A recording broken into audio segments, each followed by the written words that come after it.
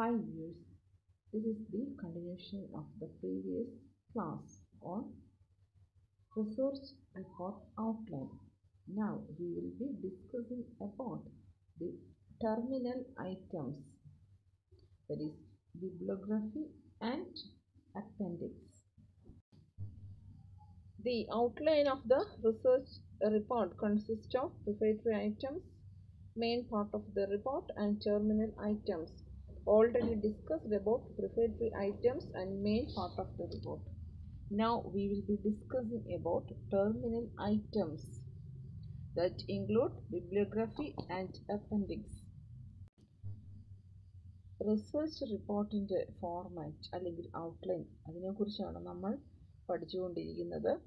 അതിൽ prefatory items, main part of the report എന്നിവയെക്കുറിച്ച് നമ്മൾ ഡിസ്കസ് ചെയ്തു കഴിഞ്ഞു. അടുത്തതായി ടെർമിനൽ ഐറ്റംസ് എന്താണെന്ന് നോക്കാം. ടെർമിനൽ ഐറ്റംസ് എന്ന പാർട്ടിൽ പ്രധാനമായിട്ടും ബിബ്ലിയോഗ്രാഫിയും അപ്പൻഡിക്സുമാണ് ഉള്ളത്. The bibliography lists in alphabetical order all published and unpublished references used by the writer in preparing the report. നമ്മൾ ഇനി ടെർമിനൽ ഐറ്റംസ് അതിനെക്കുറിച്ചാണ് പഠിക്കാൻ പോകുന്നത്.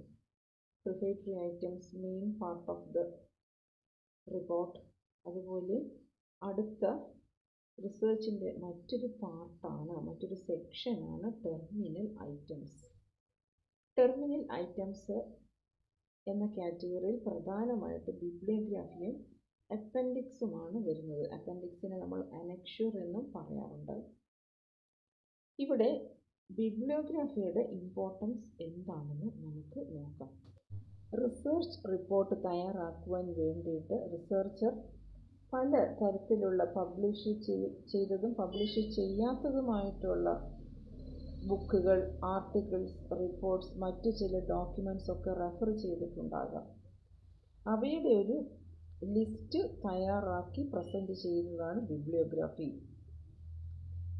The bibliography lists in alphabetical order all published and unpublished references used by the writer in preparing the report. ആ report തയ്യാറാക്കുവാൻ വേണ്ടിയിട്ട് ചിലപ്പോൾ പല കോൺസെപ്റ്റുകളും പല ഡെഫിനിഷൻസും ഒക്കെയും മറ്റു ചിലരിൽ നിന്നും കടമെടുക്കേണ്ടതായിട്ട് വരും. അപ്പോൾ അതെല്ലാം മെൻഷൻ ചെയ്യണം. അതിനു വേണ്ടിയിട്ടാണ് bibliography. All books, articles and reports and other documents may be presented in one common list in the alphabetical order of their authors.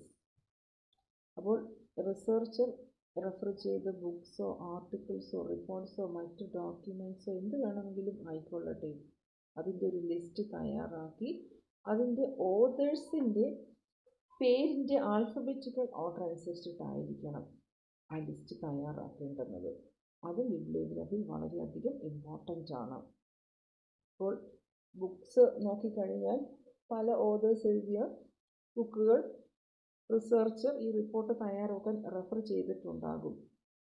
അപ്പോൾ ആദ്യം വെക്കേണ്ടുന്നത് ആൽഫബറ്റിക്കൽ ഓർഡർ അനുസരിച്ചിട്ടാണ്. അപ്പോൾ എ എന്ന ആൽഫബറ്റിൽ സ്റ്റാർട്ട് ചെയ്യുന്ന ഓതേഴ്സ് ഉണ്ടെങ്കിൽ അപ്പോൾ അവരുടെ പേര്, അവർ എഴുതിയ ബുക്കിൻ്റെ പേര്, പബ്ലിഷിംഗ് ഹൗസിൻ്റെ പേര്, ഇങ്ങനെ ഓർഡറിൽ വേണം ബിബ്ലിയോഗ്രാഫിയിൽ ആ ഒരു ലിസ്റ്റ് പ്രസൻറ്റ് ചെയ്യാൻ. ഈ കാര്യങ്ങളെല്ലാം പിന്നീട് നമ്മൾ ഡീറ്റെയിൽഡ് ആയിട്ട് പഠിക്കുന്നതാണ്, ബിബ്ലിയോഗ്രാഫിയുടെ ഫോർമാറ്റും കാര്യങ്ങളൊക്കെ. Alternatively, the bibliography may be classified into books, articles, reports and other documents, and in each section relevant references may be arranged in alphabetical order. യഥാർത്ഥത്തിൽ ബിബ്ലിയോഗ്രാഫിയിൽ ബുക്സ്, ആർട്ടിക്കിൾസ്, റിപ്പോർട്ട്സ്, മറ്റ് ഡോക്യുമെൻറ്റ്സ് എന്ന രീതിയിലായിരിക്കും ഇതിനെ അറേഞ്ച് ചെയ്യുന്നത്. ആദ്യം ബുക്സിൻ്റെ ലിസ്റ്റ്, പിന്നീട് articles, പിന്നീട് reports, പിന്നീട് മറ്റ് ഡോക്യുമെൻറ്റ്സ്. അപ്പോൾ ഈ ബുക്സിൻ്റെ ലിസ്റ്റ് എന്ന് പറഞ്ഞാൽ അത് എഴുതിയവരുടെ പേജിൻ്റെ ആൽഫബറ്റ്സ് അതിൻ്റെ അടിസ്ഥാനത്തിലാണ് അത് അറേഞ്ച് ചെയ്യേണ്ടുന്നത്. ഞാൻ നേരത്തെ പറഞ്ഞതുപോലെ എ എന്ന ആൽഫബറ്റിൽ സ്റ്റാർട്ട് ചെയ്യുന്ന ഓതേഴ്സിൻ്റെ പേരും ബുക്കും പബ്ലിഷേഴ്സിൻ്റെ നെയിം ഇതെല്ലാം വയ്ക്കുക. അതിനുശേഷം അടുത്ത ആൽഫബറ്റിൽ സ്റ്റാർട്ട് ചെയ്യുന്നത്, അങ്ങനെ വേണം അത് അറേഞ്ച് ചെയ്യുവാൻ. ആർട്ടിക്കിൾസും അങ്ങനെ തന്നെയാണ്. എല്ലാം അങ്ങനെ ആൽഫബറ്റിക്കൽ ഓർഡറിലാണ് അറേഞ്ച് ചെയ്യേണ്ടുന്നത്. The purpose of bibliography is different from that of footnotes. ബിബ്ലിയോഗ്രഫിയും ഫുട്നോട്ടും തമ്മിൽ വ്യത്യാസമുണ്ട്. ഫുട്നോട്ട് നിങ്ങൾ കണ്ടിട്ടുണ്ടായിരിക്കും. നിങ്ങൾ ചില ബുക്കുകളൊക്കെ വായിക്കുമ്പോൾ അതിൻ്റെ താഴെയായിട്ട് ആ ഒരു പേജിൽ പറഞ്ഞിരിക്കുന്ന എന്തെങ്കിലും ഒരു കാര്യത്തിൻ്റെ വിശദീകരണം നൽകും. അതാണ് footnote. While the bibliography gives a list of materials relating to the topic under study as a ready reference to the reader. Bibliography എന്ന് പറഞ്ഞാൽ ആ ഒരു പഠനവുമായിട്ട് റിലേറ്റ് ചെയ്ത് ഏതൊക്കെ മെറ്റീരിയൽസാണ് റിസർച്ച് റെഫർ ചെയ്തത് എന്ന ഇതിൻ്റെ ലിസ്റ്റാണ് ബിബ്ലിയോഗ്രഫി. അപ്പോൾ ഈ ബിബ്ലിയോഗ്രഫി വായിച്ചു കഴിഞ്ഞാൽ തന്നെ നോക്കുന്ന വ്യക്തിക്ക് കൂടുതലായിട്ട് എന്തെങ്കിലും അറിയണമെന്നുണ്ടെങ്കിൽ ആ ബുക്സ് റെഫർ ചെയ്താൽ മതിയാകും. The footnotes found at the bottom of the respective pages specifically cite the exact sources and pages where quoted materials are found. പക്ഷെ ഫുട്നോട്ട് അതല്ല. അപ്പോൾ ഏതെങ്കിലും ഒരു പേജിൽ മറ്റുള്ളവരുടെ ഏതെങ്കിലും ആശയങ്ങളോ മറ്റുള്ളവർ പറഞ്ഞ കാര്യങ്ങളോ മറ്റോ മെൻഷൻ ചെയ്തിട്ടുണ്ടെങ്കിൽ അതിൻ്റെ സോഴ്സാണ് ആ ഒരു പേജിൻ്റെ താഴെയായിട്ട് കാണിക്കുന്നത്. അത് മാത്രവുമല്ല, ഏത് ബുക്കിൽ നിന്നാണ്, അപ്പോൾ മുകളിൽ പറഞ്ഞ ഏതെങ്കിലും ഒരു സെൻറ്റൻസ് മറ്റാരെങ്കിലും പറഞ്ഞിട്ടുള്ളതാണെങ്കിൽ ആ ഓഥറിൻ്റെ പേര്, ഏത് ബുക്കിലാണ് ആ ഒരു ഓഥർ അത് പറഞ്ഞിട്ടുള്ളത്, അത്തരം കാര്യങ്ങളെല്ലാം പേജ് നമ്പർ സഹിതം ഫുട്നോട്ടിൽ പറഞ്ഞിരിക്കും. അപ്പോൾ അതാണ് ഇവ തമ്മിലുള്ള വ്യത്യാസം. ബിബ്ലിയോഗ്രഫി എന്ന് പറഞ്ഞാൽ മൊത്തത്തിൽ റെഫർ ചെയ്തതിൻ്റെ ലിസ്റ്റ് ആണെങ്കിൽ ഫുട്നോട്ട് എന്ന് പറയുന്നത് ആ ഒരു പർട്ടിക്കുലർ പേജിൽ എന്തെങ്കിലും ഒരു കാര്യം മറ്റുള്ളവർ പറഞ്ഞത് എന്തെങ്കിലും ഒരു റൈറ്റർ കടമെടുത്തിട്ടുണ്ടെങ്കിൽ അതിൻ്റെ സോഴ്സാണ് ഫുട്നോട്ടിൽ കാണിക്കുന്നത്. അതിൻ്റെ ഒരു എക്സാക്റ്റ് സോഴ്സ് തന്നെ ഉണ്ടാകും. പേജ് നമ്പർ സഹിതമാണ് അത് നൽകുക. അപ്പോൾ അതിനെക്കുറിച്ച് കൂടുതൽ അറിയണമെന്നുണ്ടെങ്കിൽ അത് വായിക്കുന്ന വ്യക്തിക്ക് ആ ഫുട്നോട്ടിൽ പറഞ്ഞിരിക്കുന്ന ഓഥറിൻ്റെ ബുക്ക്, അത് മാത്രമല്ല പേജ് നമ്പർ പോലും കൊടുത്തിട്ടുണ്ട്, അതെടുത്ത് വായിച്ചാൽ മതിയാകും. Then format. Bibliography listing should be done with the proper format in order to serve its purpose. Bibliography വെറുതെ നൽകാൻ പറ്റില്ല. നേരത്തെ ഞാൻ പറഞ്ഞു കഴിഞ്ഞു, ഒരു ഫോർമാറ്റ് ഉണ്ട്. ആ ഫോർമാറ്റിനെ കുറിച്ച് പിന്നീട് നമ്മൾ പഠിക്കുമെന്ന് ഞാൻ പറഞ്ഞു കഴിഞ്ഞു.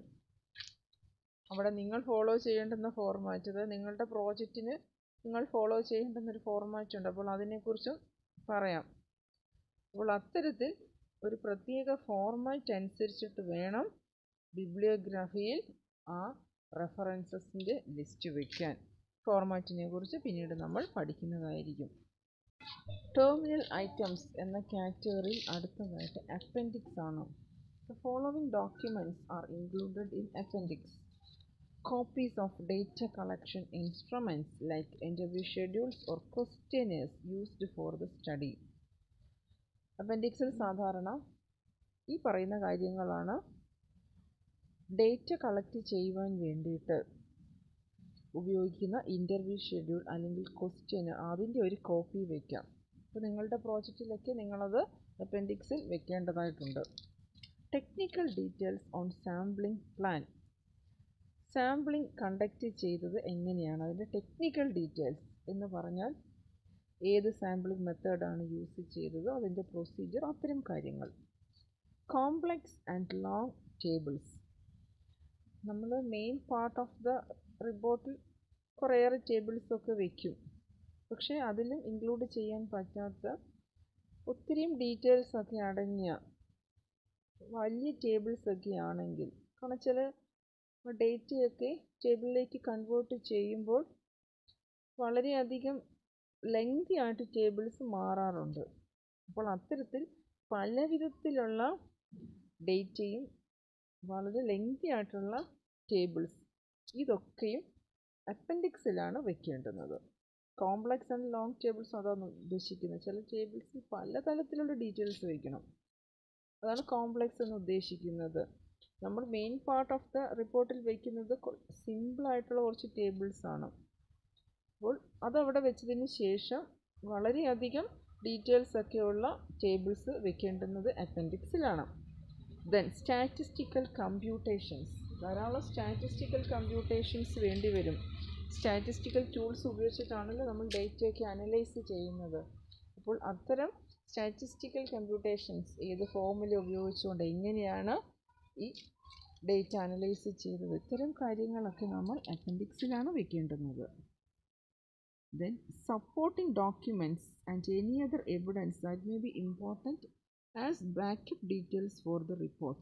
ഇനി ഇത് കൂടാതെ ഈ ഒരു റിപ്പോർട്ടിന് അനുബന്ധമായിട്ട് വരുന്ന മറ്റു സപ്പോർട്ടിംഗ് ഡോക്യുമെൻറ്റ്സ്, അതുപോലെ ഈ ഒരു റിപ്പോർട്ടിനകത്ത് പറയുന്ന ചില കാര്യങ്ങളുടെ എവിഡൻസ് ആയിട്ടുള്ള ചില ഡോക്യുമെൻറ്റ്സ്, ഇവയൊക്കെ തന്നെ നമുക്ക് അപ്പൻഡിക്സിനകത്ത് വയ്ക്കാം. A glossary of new terms used in the report may also be furnished under appendix. പല ടേംസും വായിക്കുന്ന എല്ലാവർക്കും മനസ്സിലാകണമെന്നില്ല. അപ്പോൾ അത്തരത്തിൽ ഉള്ള ടേംസിൻ്റെയൊക്കെയും മീനിങ്ങും അപ്പൻഡിക്സിൽ വയ്ക്കാം. അതിന് ഗ്ലോസറി എന്നാണ് പറയുന്നത്.